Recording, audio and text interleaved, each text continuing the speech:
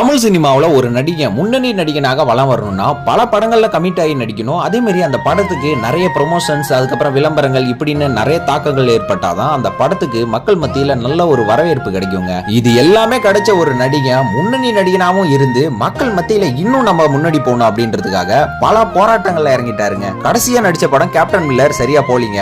இதுக்கப்புறமும் தனுஷ் என்ன பண்ண போறாரு, இவரோட எதிர்பார்ப்பு எப்படி இருக்குன்னு பார்த்தா இவர் மக்கள் இடத்துல எதிர்பார்ப்பை தாண்டி எதிர்பார்ப்பாருங்க அப்படின்ற அளவுக்கு வேற லெவல்ல நிறைய சம்பவம் பண்ணிட்டு இருக்காருங்க. ஒரு பெரிய நடிகனுக்கு வருடத்துக்கு ஒரு படம் 2 படம் பண்ணலாம். ஆனா இவ்வளவு படங்கள்ல கமிட் ஆகி இது பத்தாத குறைக்கு நிறைய படங்களை டைரக்ஷனும் பண்ணிட்டு இருக்காருங்க.